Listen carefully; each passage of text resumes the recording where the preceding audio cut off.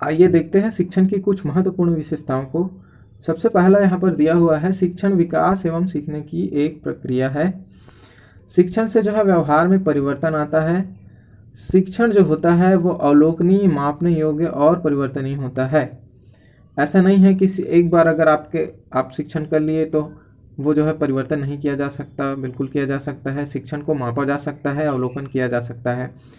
और यहाँ पर जो आपने जो पढ़ा है, शिक्षण से व्यवहार में परिवर्तन आता है, ये जो बिंदु है ये बहुत ही इंपॉर्टेंट है, इसको कई बार पेपर में पूछ चुका है। यहाँ पर एक और चीज़ है, शिक्षण एक सामाजिक प्रक्रिया है। शिक्षण जानकारी देने और प्राप्त करने के बारे में है। शिक्षण एक संवादात्मक प्रक्रिया है। शिक्षण एक कुशल व्यवसाय है। शिक्षण सीखने की सुविधा प्रदान करता है। शिक्षण चेतन और अचेतन दोनों है। तो यहाँ पर मैं कुछ बिंदु है जो उसको आपको बताना चाहूँगा कि जैसे शिक्षण एक सामाजिक प्रक्रिया है। आप लोग जो है, अगर आप लोगों ने सीटेट और सीजीटेट की पेपर जो है दिलाया होगा तो वहाँ पर आपको वाइगॉस्की के बारे में ज़रूर पढ़े होंगे। वाइगॉस्की जो है ये मानते हैं कि जो छात्र होते हैं उनका जो शिक्षण प्रक्रिया जो होता है वो एक सामाजिक प्रक्रिया है। छात्र जो होते हैं वो समाज से ज़्यादा सीखते हैं, ऐसा उनका मानना था। तो उनके पॉइंट ऑफ व्यू से ये जो है टॉपिक यहाँ पर रखा हुआ है। और यहाँ पर एक और चीज़ है, ये जो यहाँ पर आपको दिखाई दे रहा होगा, शिक्षण अवलोकनीय, मापने योग्य और परिवर्तनीय है। ये बिंदु भी बहुत ज़्यादा इंपॉर्टेंट है। चलिए आगे बढ़ते हैं, देखते हैं और जो महत्वपूर्ण बिंदु है उसके बारे में। तो यहाँ पर शिक्षण का स्तर जो होता है वो जो होता है आयु के हिसाब से अलग अलग वर्गों में बटा होता है।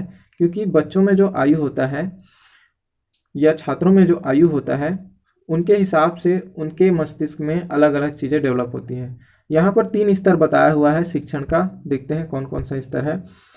पहला स्तर जो है वो है स्मृति स्तर, दूसरा स्तर है शिक्षण की समझ स्तर और तीसरा स्तर है शिक्षण की चिंतनशील स्तर को।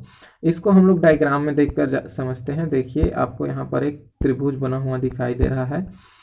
यहाँ पर आप देखेंगे ये जो मेमोरी लेवल है ये सबसे नीचे बना हुआ है, इसी को बोलते हैं, यहाँ पर आपको हिंदी में लिखा हुआ दिखाई दे रहा होगा स्मृति स्तर।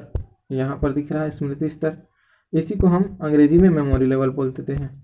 अब देखिए यहाँ पर दूसरा जो है वो दिख रहा होगा आपको अंडरस्टैंडिंग लेवल, और तीसरा आपको दिख रहा है रिफ्लेक्टिव लेवल। तो जैसा कि आप लोग देख पा रहे हैं, यहाँ पर मेमोरी लेवल को सबसे पहले समझते हैं। मेमोरी लेवल क्या चीज़ है?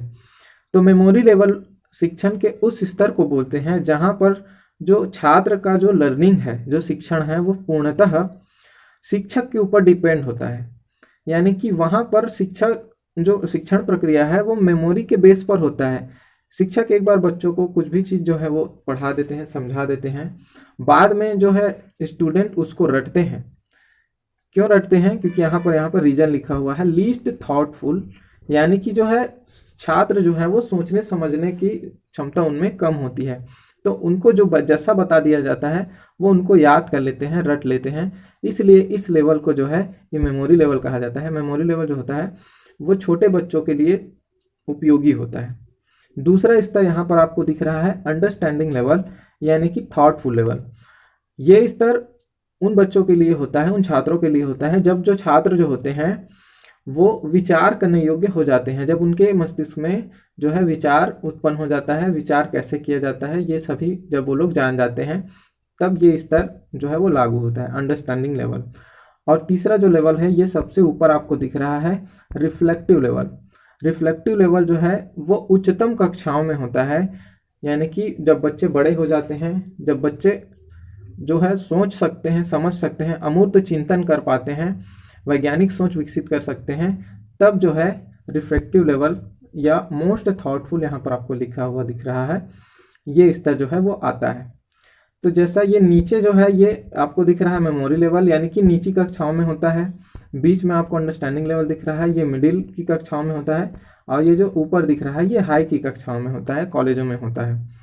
तो इसको, और इन तीनों में जो है मेन डिफरेंसेस क्या क्या चीज़ है उसको आप हम लोग नीचे देखते हैं इसके बारे में। चलिए देखते हैं नीचे, यहाँ पर इसको समझते हैं। अंतर यहाँ पर आपको दिखाई दे रहा होगा, जैसा कि आप देख पा रहे हैं। यहाँ पर इसको प्रतिपादन किसने किया है और यहाँ उद्देश्य क्या है, इन सब के बारे में यहाँ पर दिखाई दे रहा है आप सभी को। तो सबसे पहला चीज़ थोड़ा सा और नीचे कर लेता हूँ, अब आपको दिखाई दे रहा होगा। ये देखिए दोस्तों, ये जो है याद स्तर लिखा हुआ है। याद स्तर यानी कि ये मेमोरी लेवल है। मैं यहाँ पर M लिख देता हूँ ताकि आपको समझ आएगा। ये मेमोरी लेवल है। यहाँ पर समझ स्तर है, समझ यानी कि अंडरस्टैंडिंग, इसको मैं U लिख देता हूँ। और यहाँ पर परावर्तक स्तर यानी कि रिफ्लेक्टिव का मैं R लिख देता हूँ। अब आपको समझ में आ जाएगा। तो सबसे पहला चीज़ देखते हैं मेमोरी लेवल के बारे में। मेमोरी लेवल जो है, इनको जो है हर्बर्ट जो है इनके द्वारा प्रतिपादित किया गया है। इसका जो उद्देश्य है तथ्यों को रटाना और आंकड़ों को रटाना जो है। और जो मेमोरी लेवल है ये एक शिक्षक केंद्रित है। इसमें जो है जैसा शिक्षक बता देता है, जैसा शिक्षक बोल देता है, बाद में जो है छात्र उनका अनुकरण करते हैं, उसको रटते हैं। अब देखते हैं नीचे में इसके क्या दिया है। देख पा रहे हैं आप सभी। यह शिक्षार्थी की क्षमता को बनाए रखता है और याद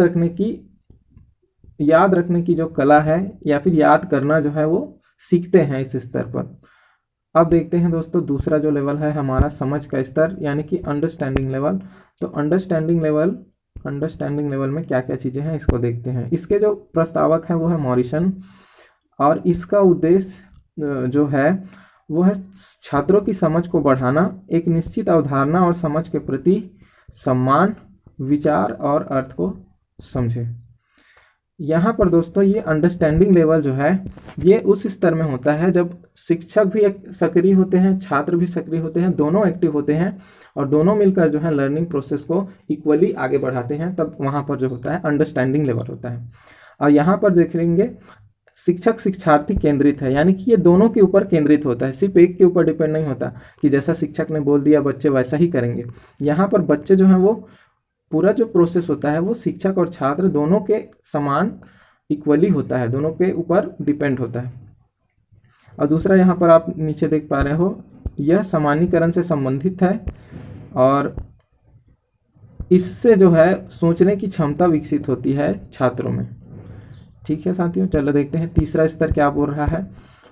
तीसरा जो है परावर्तक स्तर आप लोग को दिखाई दे रहा है, इसको रिफ्लेक्टिव लेवल भी बोलते हैं। ये उच्च स्तर की कक्षाओं में लागू होता है।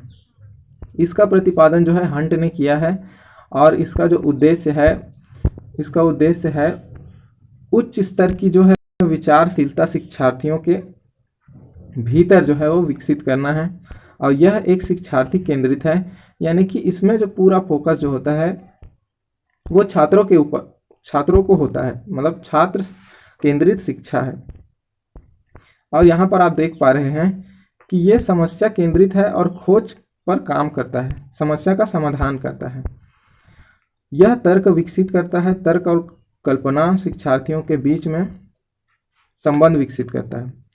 कुल मिलाकर कहने का मतलब ये है कि ये उच्च स्तर का है। यहाँ पर जो है छात्रों को समस्या दी जाती है, समस्या समाधान कैसे किया जाता है इसके बारे में बताया जाता है। छात्र स्वयं समस्या समाधान करते हैं और समझने की कोशिश करते हैं।